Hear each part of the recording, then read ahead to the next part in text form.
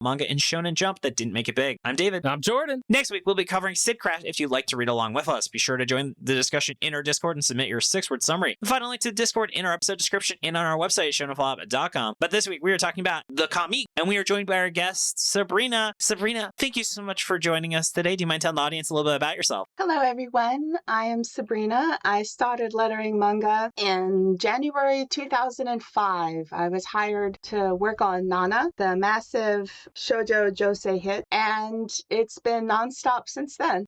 I love it. For those who don't know, Sabrina is actually the letterer of Chainsaw Man. Yeah! And our warm-up audio was a mini Chainsaw Minute. I would absolutely love to have you on the Chainsaw Minute if we ever do that. Maybe we'll do a bonus episode. I also want to give a big thank you to Finn K for putting us in touch with Sabrina. I really appreciate that. But Sabrina, I would be curious. I know Fujimoto is actually quite creative with a lot of his things, like his paneling and stuff. Do you feel there's anything from a lettering perspective that's really unusual about that series in particular? From a lettering perspective, he doesn't have that wide a variety of fonts. Granted, that may be because I'm used to lettering shoujo where the fonts just go crazy. I didn't realize that. For the most part, I match every Japanese font change, except for one. I don't know how to describe it, but there are two fonts that I put under the same English font, which is Big Bag Bold for emphasis, dramatic word bubbles. And come to find out later in the series, the more brushy version of that Japanese font is actually used for casting spells. Really? Yes. So in the English version, casting spells and being dramatic have the same font. And I wish that I had gone ahead and chosen a different font for what turned out to be spell casting. So oops, sorry guys, but In Chainsaw Man? yes, they don't like it. For the Shonen series, they don't want a whole bunch of fonts. The Shoujo department is much more accepting of matching every font change in Japanese. But the Shonen one, they want to keep the English fonts to a limit. I think I get away with more font changes than most people just because I've been doing it for so long. But yeah. You ever just sneak in Comic Sans? No. We don't say that word here. I had to use that once. Whoa, really? My second lettering job ever, I was hired to take over the final 2 volumes of Tuxedo Gin because the original letterer just vanished off the face of the earth. And so they hired me to step in. Mysterious. Yes. I don't remember who he was. I don't know if he ever came back, but he had done the handwritten asides in Comic Sans with the baseline shifted up and down. And I had to match it, so I had to use Comic Sans. I apologize. It was not my choice. So I would ask Sabrina, and as I ask every letterer we have on the show, do you have a favorite font? I am very fond of Clairvoyant. Ooh. I actually worked it into the comic. I completely forgot about it, but on my read-through for my homework, I saw it. I'm like, oh, hey, I worked it in. Oh, that's awesome. And on that note of the comic, why don't we get into actually talking about it as we move into the manga details? Jordan, take it away. So the author of the Comiq, it's throwing me off that it's not Le Comiq. I'm just saying, like, it feels like it should be. But the Comiq was created by some random guy named Kazuki Takahashi. Oh my goodness, that's the Yu-Gi-Oh guy. Rip. Yeah, he went out like a hero. Apparently, Kazuki Takahashi's real name was Kazuo Takahashi. Interesting. A notable person that he was an assistant for was Yasuichi Oshima of Bats and Terry, which just sounds like a weird off-brand Tom and Jerry thing. Yeah, Tom and Jerry is super popular in Japan, as Tucker has discussed Oh, I before. didn't know that. Oh. Yeah, there was like a poll where it was like top 50 or top 100 cartoons of all, or animated TV shows of all time in Japan, and Tom and Jerry was the only Western show on that list. Interesting. I guess that makes sense since there's very little dialogue. It's all body language and action. Oh, that's true. Yeah, so Japanese people love Tom and Jerry. Oh, man. Notable people that Takahashi had as assistants are Naoyuki Kageyama from Yu-Gi-Oh! GX and the Ace Attorney manga adaptations, Akira Ito of Card Fight, 2 exclamation points, Vanguard franchise, Masashi Sato also worked on Yu-Gi-Oh! 5Ds and Yu-Gi-Oh! OCG structures, and Akihiro Tomonaga of Yu-Gi-Oh! D Team Zexal and and Yu-Gi-Oh! Arc V, Strongest Duelist Yuya. It should also be pointed out, I always forget that Yu-Gi-Oh! Is technically spelled U*G*O.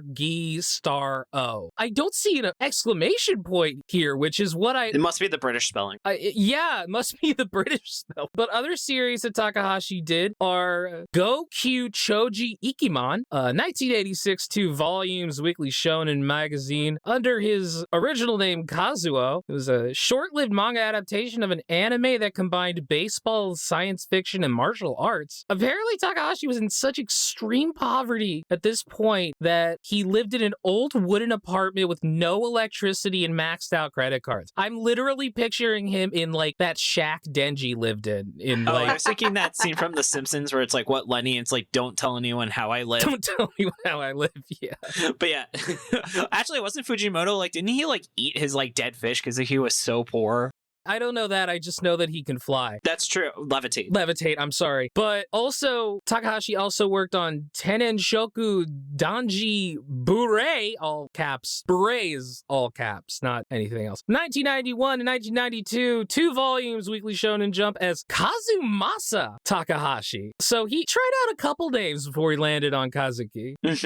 Yeah, a burly hitman falls in love with a nun and becomes a professional wrestler. Wow. That's a fucking premise right there. It's probably in the Ultimate Muscle universe. Yeah, where it's like a weird Scorsese movie.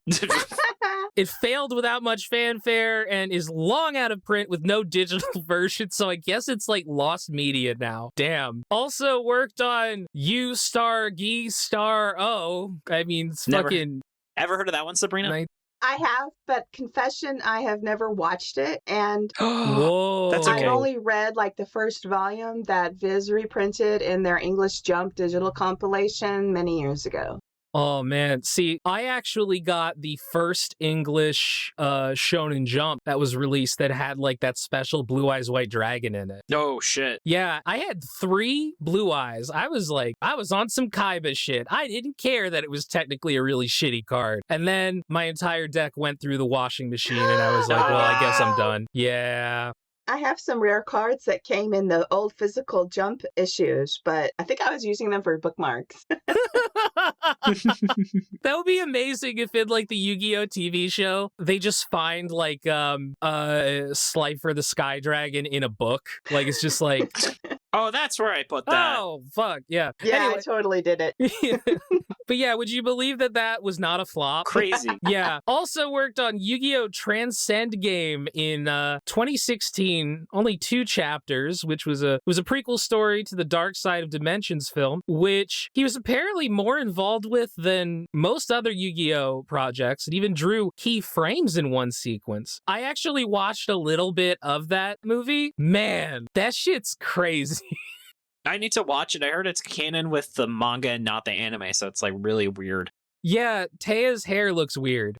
And like Pegasus is dead. Yeah. And let's see. Also worked on something called Secret Reverse in 2019. 1 volume Shonen Jump Plus. Big fan of American comics. Hellboy was his favorite comic. Simon Bisley, his favorite artist. Takahashi leapt at the chance to do a full color, left to right Marvel comic in collaboration with Shueisha, allowing Spider-Man and Iron Man to take on their greatest foe, a guy made bad by an evil playing card in a card game with a holographic component. But it's not that card game. It's not that card game. It's a different one. It was magic.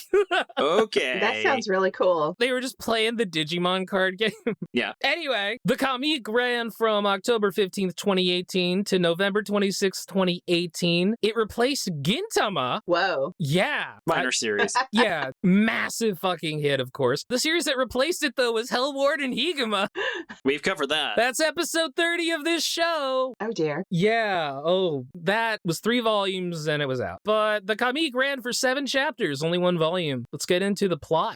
Ryota Sakamaki is the author of a shoujo manga series called Pendulum of Love. The art is really bad, except for the backgrounds, which are fantastic and done by one of his assistants. Little does he know that the art is actually done by prison slave labor, specifically by the mute prisoner known as Katsuo Baba, who was convicted for a crime known as the Halloween murder, where a woman was pushed off a building while she had a big pumpkin on her head, and also it was Halloween. Ryota sister Mihana convinces him to show his manga to Seiya Himekawa, a famous mangaka who streams. Popcorn Jordan. Seiya trashes Ryota's art, but notices something strange and immediately shuts the stream down. When Ryota goes home, he notices his place ransacked with a symbol of the murders left for him. Ryota goes to meet with Baba and realizes that he's innocent because he drew a flower. Ryota confronts Himekawa at a book signing with evidence that he's actually connected to the murder, and Himekawa freaks out. The cops get called to Ryota's place, where they find a woman in his room tied up with a pumpkin on her head. She runs away, and now they want to arrest Ryota. Ryota is able to escape because it's Halloween, so he just wears a costume. He and his sister track down the site of the murder, where they find evidence pointing to the existence of a pumpkin club. Popcorn David. When Himekawa is lured there with the cops and shown proof that actually he did the murder, he has like a brain aneurysm or something. It turns out he's under the control of nanomachines. The actual culprit is this massive fat woman named Lumen, who I refuse to believe is supposed to be a human being. That is not a person, okay? She is not. Everybody else looks like a human being, the normal sight. And then you look at her and it's like, this is Pokey from Earthbound, okay? That is what she looks like. I feel like near the end of the series, you got some very Yu-Gi-Oh-esque looking characters. Like, yeah, it's suddenly like, we'll talk about it. But yeah, it's just like, who is this Kids Next Door villain that showed up out of nowhere? I have some definite issues with her design and her appearance, yes. Yes. Yeah, we'll definitely get into some issues. Yes. She explains that she used to get picked on for being too big, but had a crush on Himekawa, who said she looked like a pumpkin. She had him, Baba, and the murder victim join something called the Pumpkin Club that was just a comic artist club. Her grandfather was an inventor of microchips or something, and so he secretly implanted one into Himekawa, and she's been controlling him ever since. She had Himekawa kill the woman because they were in love, and she got jealous. So yeah, Lumen got arrested, and Baba goes free. I'm sure there's a Baba Izzy reference there somehow. I'm not sure, I haven't played that game, but I hear it's very good. Oh, yeah. No, there isn't, because I didn't play that game. Baba equal free. Baba is... Yeah. All right. Sabrina, would you like to tell us about the main character? Okay. The main character is Ryota Sakamaki. He is a wannabe manga artist. He's very earnest and innocent, and I think he's rather brave, actually. I think it's so interesting that Takahashi, because like when you start reading this manga, the first thing you see is like, what happened to Takahashi? Like the art, oh my God, why is the art so bad? And then it turns out, no, we're looking at his art. It's actually impressive to be able to draw badly in a convincing way like that. I agree. I know in the Bakuman manga, the artist actually had other guest artists do the artwork by the different mangaka in that series. And oh, that's awesome. Oh, really? if that didn't happen for the shoujo art, then yeah, kudos to the mangaka for being able to switch his style. I really liked the shoujo style. It was so high schooler. I want to draw a manga. It was so cute. It made me very nostalgic. I think that's the thing. Like, there is such a style shift between shonen and shoujo. Yeah. Like the fingers. Yeah, but it's also like, if I saw art like this in shonen, I'd be like, what is this? But in a shoujo manga, that is kind of the style. That is like, that's what it is. Yes, and he doesn't have the technical figure drawing background. If you know how to draw the human body, then it makes your stylized manga look that much better. And absolutely. So he did have very, not amateurish, but very beginner professional manga artist style. So probably like in 10 years, if this character kept drawing, he could be very good. He's just starting out, so yeah. Yeah. We've absolutely covered manga in Shonen Flop that have art worse than the fake manga. Really? Yes, 100%. When you have a chance, just Google Zon. Oh no. And you will see that there is actually very atrocious art that's been published in Shonen Jump. Yeah, I feel like it is also really cool how it reflects kind of the evolution of manga, where he's like, no one cares about this romance plot, so I'm going to add magic to it. Yeah, that was funny. I liked that, yeah. I was kind of hoping he'd lampshade it where there was like some game they play in one chapter and everyone becomes obsessed with it and he has to completely warp the manga. But I guess that would have been too on the nose because that's literally what happened to Yu-Gi-Oh! Oh, okay. If you don't know, Yu-Gi-Oh! Started, it was just supposed to be a series where it was like every chapter, this pharaoh makes somebody play a new death game. Yeah, that's all I read. Yeah, well, in one of the chapters, they had him play this card game, and the card game... Magic and Wizards, I think? Yeah, and the card game just got so popular that he was like, I guess this is just what the manga is now. Well, follow the money. Yeah. Exactly. And then, Jordan, do you want to talk about his sister? So Mihana, she is a caring sister, and she's a fan of that Himekawa guy, and that's David. You want to tell us about Seiya Himekawa? Yeah, sure. So he is kind of the manga Seto Kaiba, where he's just like this huge asshole. He's like, well, I guess he's like rich and famous, so I guess he kind of acts like it, even though it contradicts a lot about what we find out about him later on. And I don't think the manga did a good job of explaining why he has this personality. But yeah, he's just this big shot. He has a super popular series and he live streams constantly. He's kind of like Seto Kaiba meets Pegasus, like somewhere in between there. He comes off as like a total jackass, but it kind of seems like, wait a minute, is this really him? I don't know. What do you think, Sabrina? I think that, like almost all the characters in this comic, he is quite flat. And he was interesting to me until we found out that he was a victim too. Right. And yeah, I mean, seriously, Mihana is the best character in this series. Flat out. I like the sister. Yeah. Yeah. And then, Sabrina, on that note, do you want to talk about Katsuo?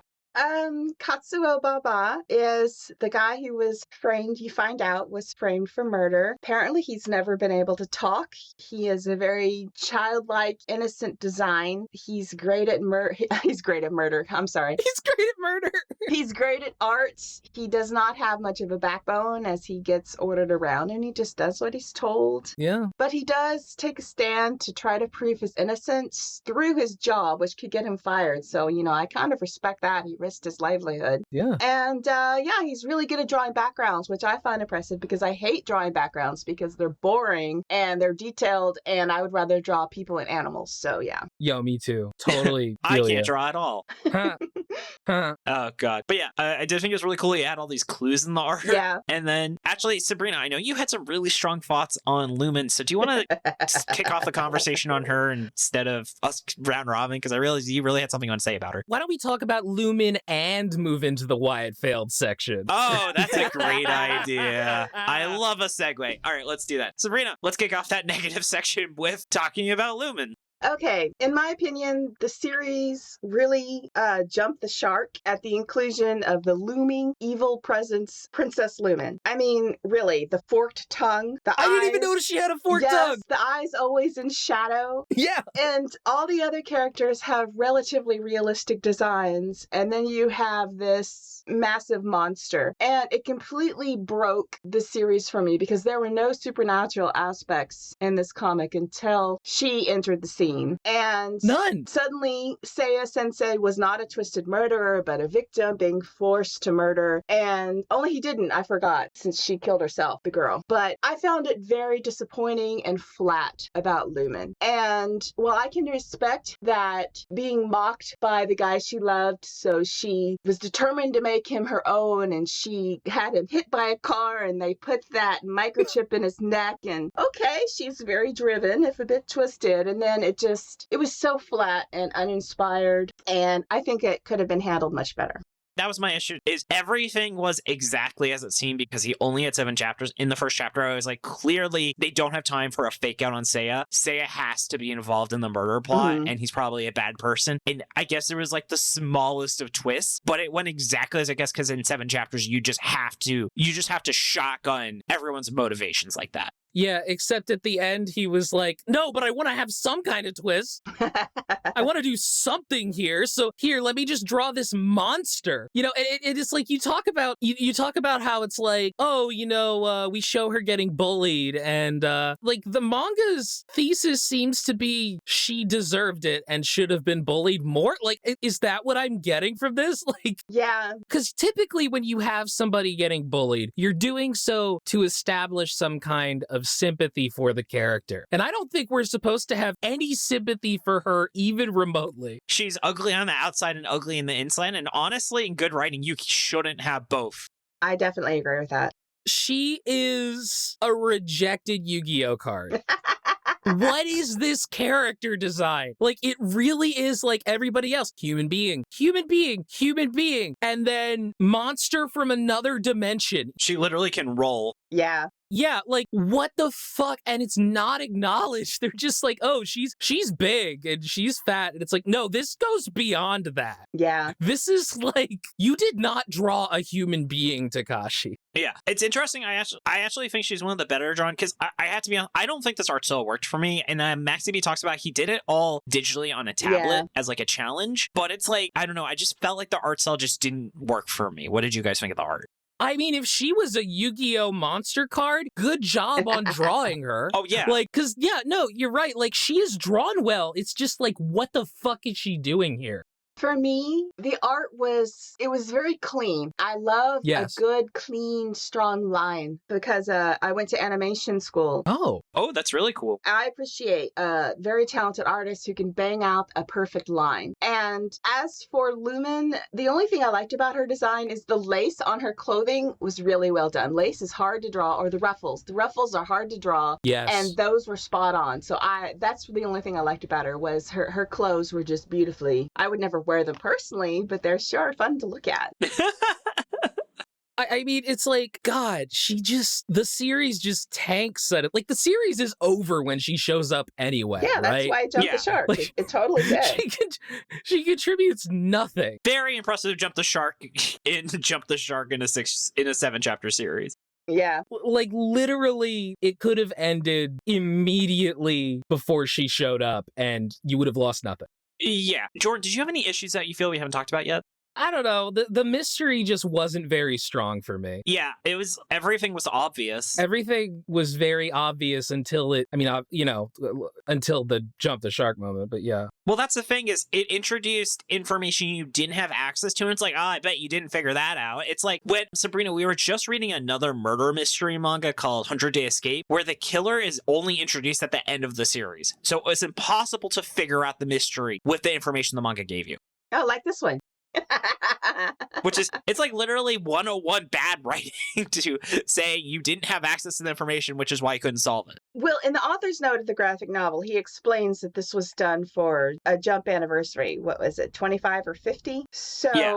I don't think he set out to, blaze new ground or anything. It was a celebration, and yeah, it was meant to be a one-shot. And, I respect that. He didn't want to create a long, involved plot line that would take thousands of pages to tell. Okay. Yeah. I agree, though, that the characters just felt very flat. Very much so. I would say the best way of describing this felt like a puddle wide and an inch deep. Feels like the perfect way to describe this series. Yeah. I also think that the plot felt really abridged. Like, this needed probably twice the runtime, but yet the chapters felt like he durdled, because these chapters were they were longer than average. They were 25 pages, but I felt like 10 pages of that was just characters standing and talking and not doing anything. Yeah.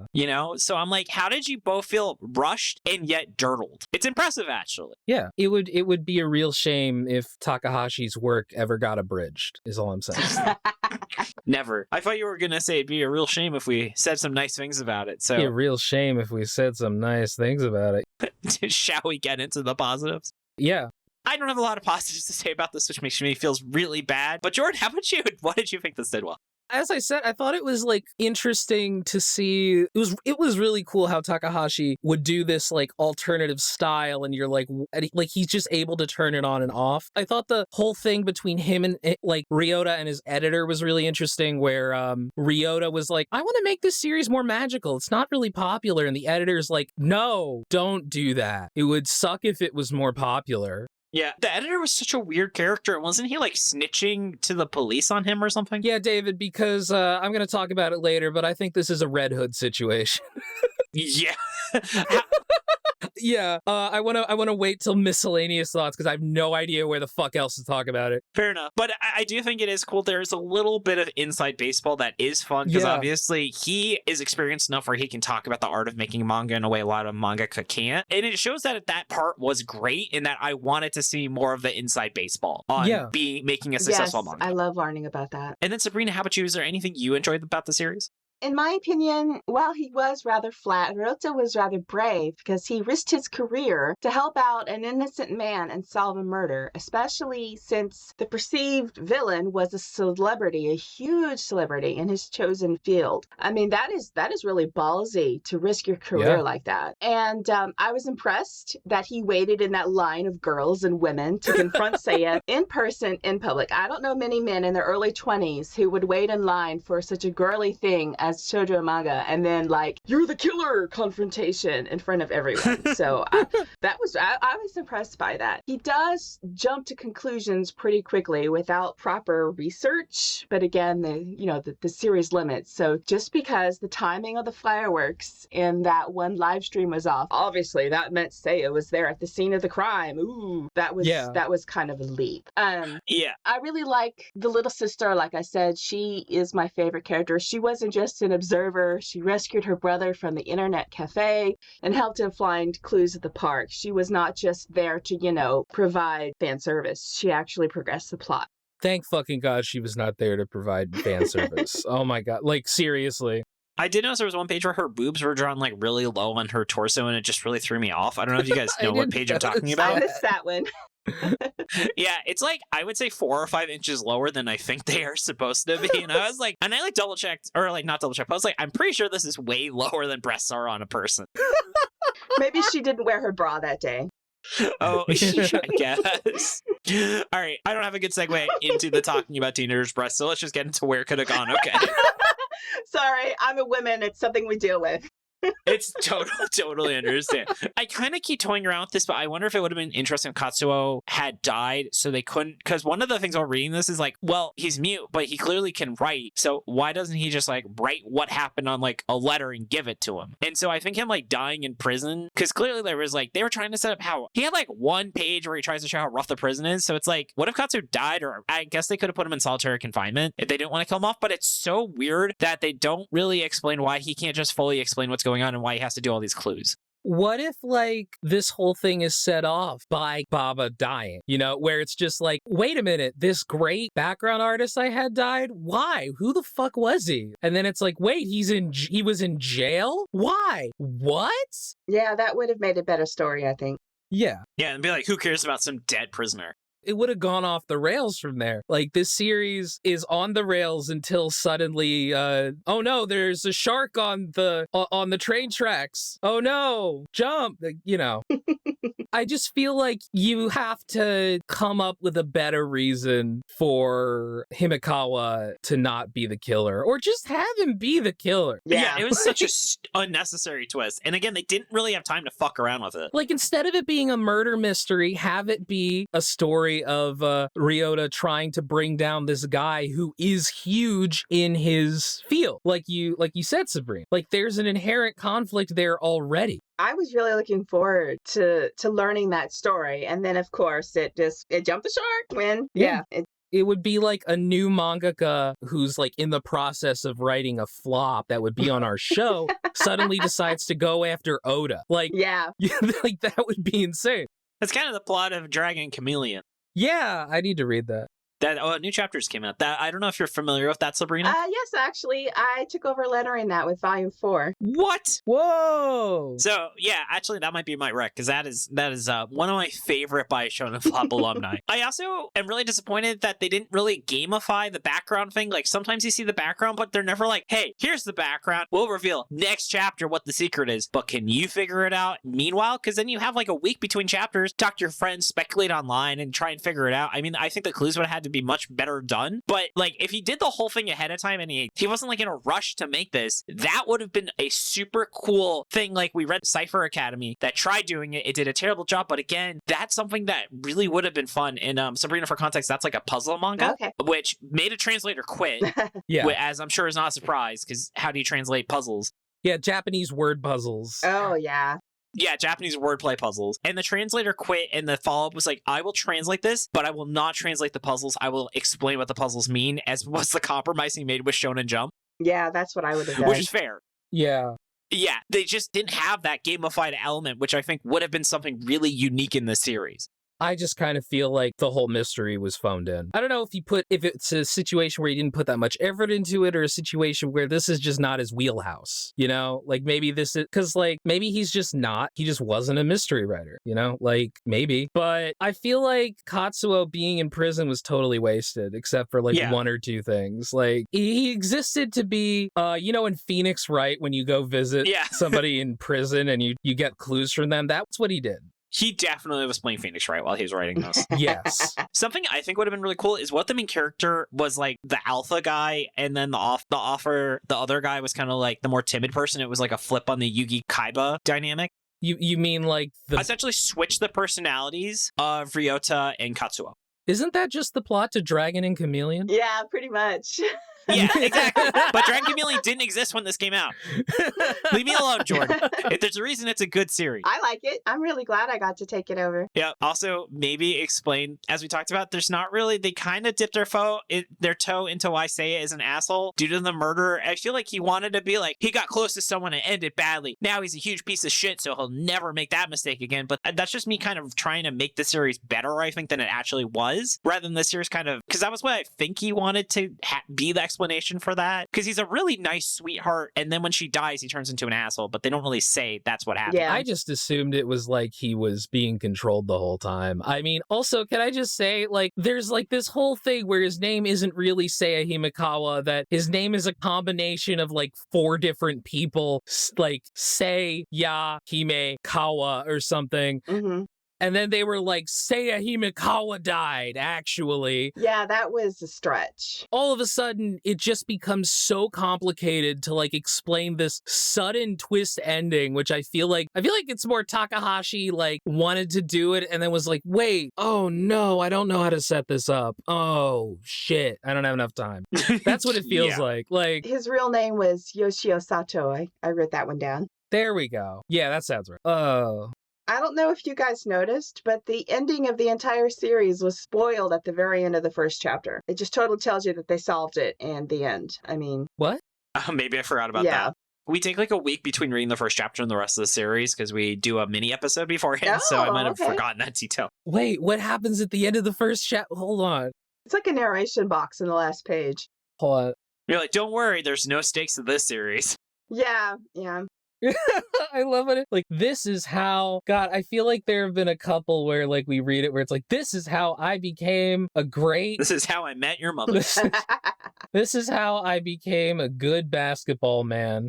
I'm so mad Chuck Beans got canceled. Oh. Speaking of security. But yeah, also, so it's really interesting that this might also have been why he was really mad at his offer, but Takahashi is like super leftist and talks about his complaints with the political system in Japan. But they had this chance to have more commentary on false imprisonment and the Japanese like police system, and he just goes nowhere with this idea. No, but you're right. Isn't Phoenix Wright kind of like a commentary on the Japanese justice system and how like it is borderline impossible to win a case as a defense attorney? Yeah. Wow. Also, oh my God, you're so right. It ends with, this is the story of a manga artist, his imprisoned assistant, and how they bring about an unbelievable miracle. Yeah.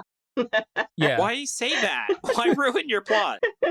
Why would you do that? I mean, like, what? You need to be like, wait, don't worry, the good guys win. Like, I wasn't worried. There's 7 chapters, bro. I'm not too stressed. Yeah. God. All right. Do you guys have any other things about where it could have gone? I have a few miscellaneous thoughts.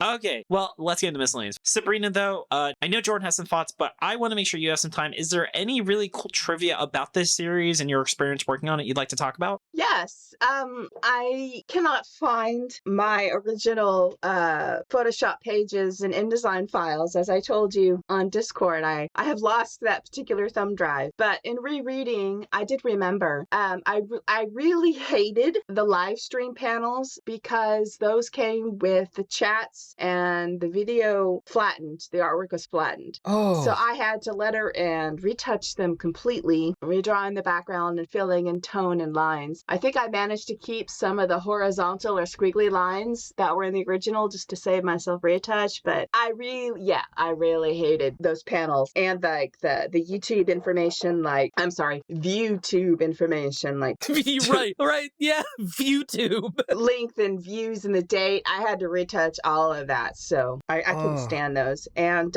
in that same vein, the meta manga, the manga that Ryota was drawing, all of that artwork was flattened. So that sucks. Yeah, like that opening spread where it's her talking about her love and the blurb in the upper left corner, I had to completely replace it and retouch it. And that page kept appearing later, like when he was at the laundromat and Detective Katsuo Baba was, doing the whole forced perspective viewing of the book. And you mean Columbo? Yeah, Mr. Trenchcoat, Sherlock Holmes pipe guy. They do love Columbo in Japan, too. But I did not completely redo the retouch on that forced perspective view of that page. I copied the original spread over and then used the warp and transform tool to make it match as well as I could to the original Japanese, just to save myself time. And I could not get it to match perfectly. I think in Japan, what they would have done in that situation is they would have turned that original manga artwork into a skin and then had a 3D model of the book and then apply the skin to the book so that the computer would take care of the forced perspective, but I didn't have that option, so I did my best. And then in the graphic novel conversion, I did not redo the retouch again. I actually copied the chapter artwork and pasted it into the graphic novel pages and increased the scale so that it would match, and then generously used the sharpen filter to make it work. And usually that does a fine job as long as you're not having to match tone. If it's just like line artwork or solid patches of tone, then you can do that and save yourself having to do all that retouch a second time. Oh God, hopefully that's a tip you're passing along with other letterers. I think most people figure it out just the hard way. Oh God. To save time. God, it's like you may as well just be doing like an early 2000s scanlation at that point if you're... Oh, I'm sorry. One thing you said is that it was sent to you flat. Do you often sometimes get manga where you actually get access to the layers so it makes the lettering way easier?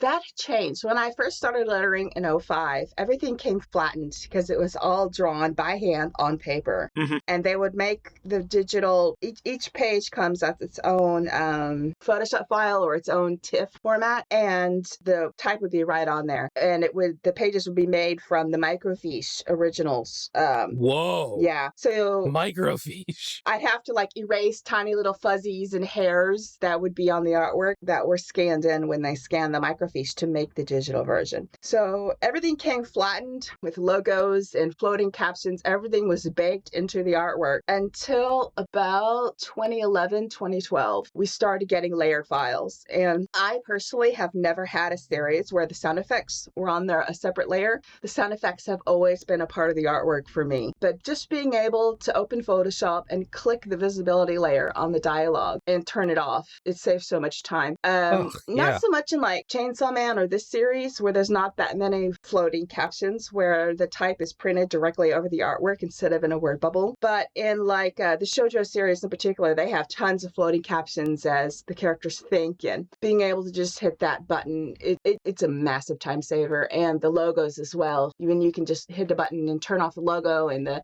chapter 75, that was just absolutely amazing. Yeah. Yeah. I'm so glad. So I really wanted to talk about how this series is actually a Red Hood situation. Sabrina, are you familiar with Hunter's Guild Red Hood? No, I am not. So that is a series where it started out strong, suddenly got very bad, and then in the final 3 chapters, it just went off the rails, and the author got super meta. Like, I read it as being extremely extremely meta, where he basically was just lashing out at his editor and blaming his editor for ruining his manga. Yeah, he's so mad at his editor. Yeah. So for this series, the reason why Lumen looks like that is that she is a stand-in for his editor. That is how I read this. I really think so. Like, she has complete control over Himekawa. She can't draw or write. They specifically say this, but she is able to make him do whatever he wants. Meanwhile, Ryota's editor sucks. His editor is constantly making shitty decisions and keeping him from making his manga be good. And I just feel like that is Takahashi basically saying, fuck editors. Like, god damn. Also, on that note of Lumen, I love there's a character named Lumen that has to do a brain-affecting microchips, because have you guys seen Severance? No. That's the name of the company that runs the brain-changing microchip process. Oh my god. Lumen Industries. So, absolutely a coincidence, but I do love that fact. Oh god. And but yeah, that to me explains why Lumen is drawn so monstrous, because Takahashi is like, fuck editors, man. Look at these guys. Fuck you. Fuck the editor. Like, all my homies hate editors. Yeah. That's why I think she exists and why she looks like that. That's the only thing that makes sense to me. I know Lumen looks like a Yu-Gi-Oh monster. I do want to say I'm actually quite impressed there didn't seem to be any blatant Yu-Gi-Oh references in this. Yeah. Which is kind of crazy. Also, can I just say it real quick? Part of the whole thing is that, he decided, you know what? This shoujo manga, imagine you're reading a shoujo manga, and all of a sudden, out of nowhere, the main character becomes a superhero with magic powers. Yeah. Yeah. That's the manga he was writing. Also, what would have happened if the characters he drew covered up the clues in the background? Oh, yeah. Right? Well, I guess Baba already knew what he was drawing before he drew the backgrounds. I guess that's how it was. Because it seemed like he was like, oh, I got the files. Wow, it looks great with the background. So I'm assuming that the version of the manga that was handed to Baba already had the foreground drawn. Well, they were roughed in. Yeah. They were roughed in, but not the final artwork. And then Ryota would write clues. Like the one I remember is, she's running through the city energetically, and then energetically is underlined. I don't know why the background artist would need to know that she's running energetically through the city, but okay. Yeah. Who knows? Also, I imagine that Welcome to Freedom panel just photoshopping in bald eagles and American flags and stuff in that completely white background it had. Which actually, I don't know if that was on purpose. There's no background in that panel. I think you're right. That probably was symbolic, since Baba was having to draw backgrounds in prison. I mean, that sounds like a horrific sentence to me, because I hate backgrounds. So. Are there actually backgrounds drawn by prison labor? I don't think so. It seems like a reasonable way to be productive, for a prisoner, though. By comparison, it's not that bad a job for a prisoner, I guess. Well, they say that. They're like, oh, look at this fancy boy drawing all day while we have to do manual labor. Yeah.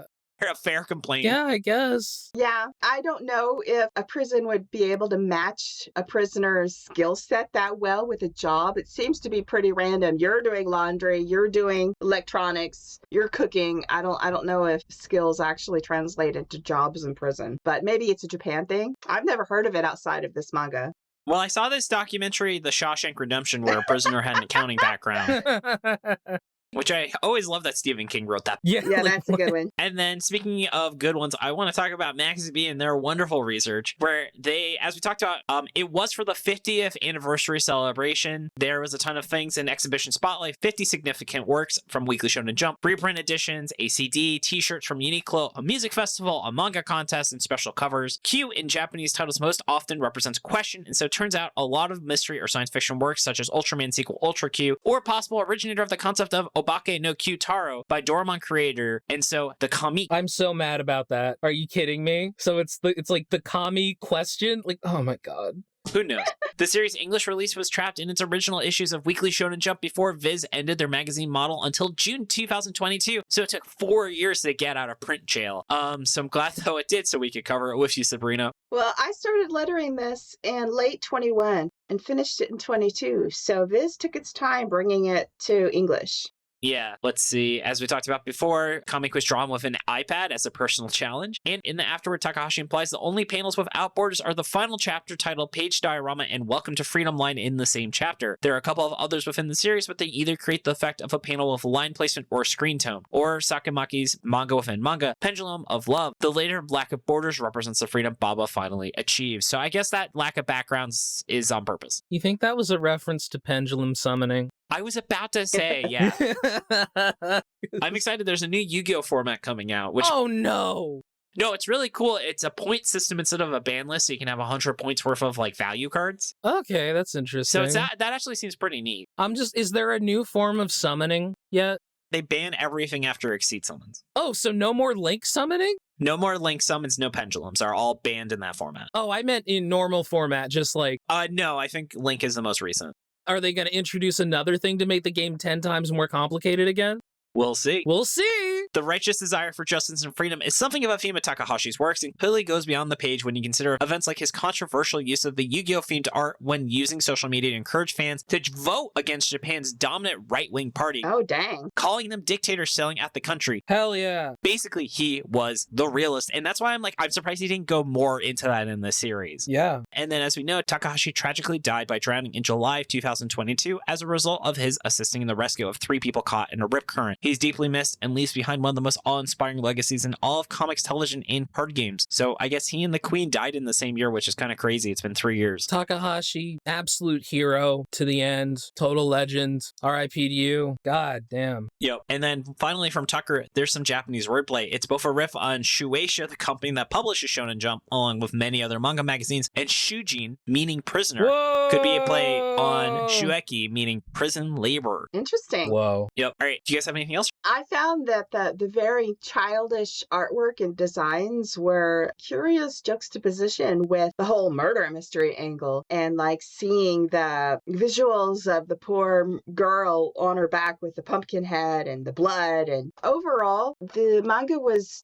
just too childish for me and the characters were just too flat. I did really like the chapter page illustration symbolism and, the stark design of the box with different decorations and sometimes you can see inside it. I really like that aspect. I wish he'd gotten more into, I guess I just want a more intellectual story. I don't know. Yeah, I think that's fair. So on that note, why don't we get into final verdict? Let's kick off 6-word summary from the community. Tucker, Murder he wrote, Murder Shoujo wrote. That's a really good one. That's pretty good, yeah. Maxi B, a great celebration of Comiq books, spelled with a Q, of course. Number 1 odor of the Flame Flamer, Not Till the Fat Lady Sings. Jacob Warlord says, Persistent Penitentiary, Pal Pins Pumpkin Princess. Dude Rocks, manga makes medals in murder mystery. Alliteration is hard. Yes. Manga maker medals in okay. Jersey Lux says, it's time to solve a crime. Lord Anubis, you were a great man, Takahashi. He fucking was. And Portal Man says, hiring Hannibal Lecter as a background artist or should have prepared for the long Halloween. Ooh, I like where you're thinking. And Spubby says, great story. I still miss him. Yeah. How about you, Jordan? More like Phoenix Wrong. Oh! Boom! And then mine was Yu-Gi-Oh! The Not So Long Halloween. I thought you'd like that, Jordan. I remember when Jeff Loeb wrote like 2 good comics. Yeah. And my other one was It's About as Mid as It's Art. Yeah. Oh, burn. Ooh, and then Sabrina, how about you? What was your 6-word summary? I came up with manga murder mystery for children. Okay. Yeah, it's weird how it's like this is all about a murder mystery, but they're like really casual about like this is very low stakes murder investigation. Yeah, it doesn't feel like that big a deal. Like, we don't know anything about... They didn't give a shit about the victim, by the way. Yeah, they did not. Barely in here. Wow. Wasn't there like a Tim Robinson skit? She was like barely a person. It didn't matter. She died, And they're like, what are you talking about? It's like, it was nothing. Sloppy steaks. Yeah. Fucking, I'll take 50 hamburgers, 50 spaghetti. Okay, Sabrina, would you say this is a flop or not? I think it accomplished what it set out to. I would not choose to read this again for fun. Yeah. How's that? That is very fair. Yeah. But do you think someone should read this at least once? If they have an interest in storytelling, then yes. I think this book would be a good guide on what went right with the artwork, what went wrong with the artwork, with the characters. At least Mihana was good. Yay for the younger sister. She was the best part. Yeah. I think a kid might enjoy it, especially like if they're really into Halloween and jack-o'-lanterns on a surface level. But for adults, read this as an education to find out how it could have been better. Yeah. Yep. All right. And then Jordan, how about you? This is a flop.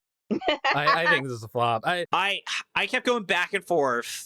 It's not the worst thing we've read, definitely. Like, it's not, I wouldn't say it's terrible, but it doesn't have the sauce. No, it doesn't. Yeah, that's fair. It just, as we've talked about, it jumps the shark seemingly for like no reason at the very end. And the mystery itself was not that interesting, and neither of the characters. So what do you think someone should check out instead, Jordan? There is a YouTube video that I like, and it's very stupid, but it is Columbo Solves Death Note.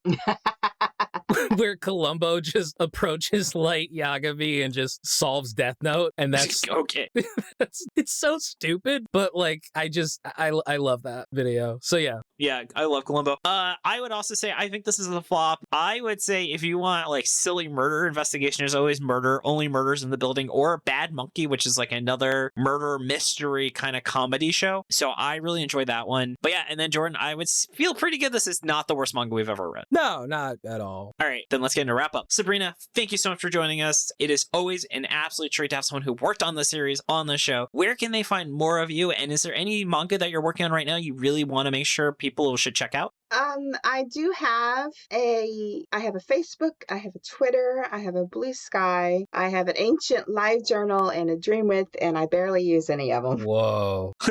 I'm not a very social person, so. That is okay. I'm on Discord and I lurk a lot on Reddit. I think I stealth commented on a Chainsaw Man, r/Chainsaw Man post that was praising the lettering, and I just like left a little kissy smiley face. And did they know it was from you? No. Who is this woman? Yeah,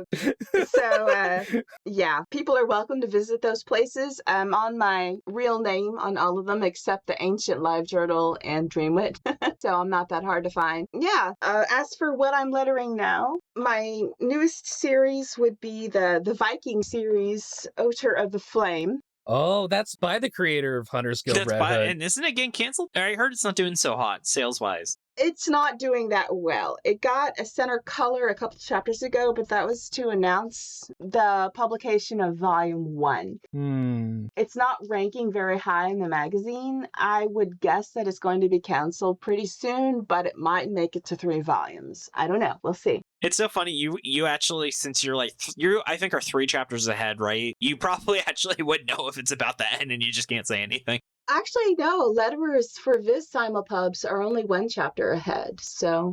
Really?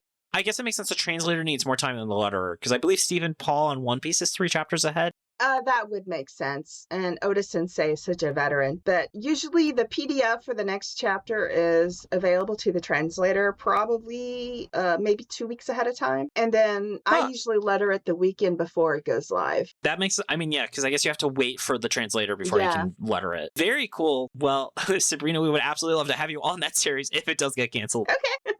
So we can finally do something, a proper canceled series. But yeah, that is awesome. We'll definitely make sure to include a link to your socials. I also want to give props to Jordan for making the opening and ending theme, being a great co-host, and helping with editing. Thank you, David, for doing basically everything else that has to do with this show, you know. You're welcome. Props to Merle for the awesome cover art. Find her online at Lyle Murr, and Nigel for being our generous art benefactor. Thank you, Dylan, for assistance with editing. You can find his podcast, Anime Out of Context, at animeoutofcontext.com. Thanks to Tucker and Maxie B for assistance with pronunciation, translation, and other miscellaneous research. You can find us on Blue Sky /X at Shonen Flop, Tumblr Shonen-Flop, and our website ShonenFlop.com. We're on Spotify, Apple Music, YouTube, wherever else you get your podcast. And come join the Shonen Flop Discord. It's open to everyone. Hang out with us, talk about anime, games, whatever else is on your mind. We even have a manga book club where they're covering, I believe, Fist of the North Star and movie nights. Hell yeah. You can find a link to it in the show notes or on our site, ShonenFlop.com. And then, Jordan, what do you want to toss in there, big dog? So I'd like to thank my wonderful girlfriend, Steph, and I did a game jam game. You know, I participated in a game jam. The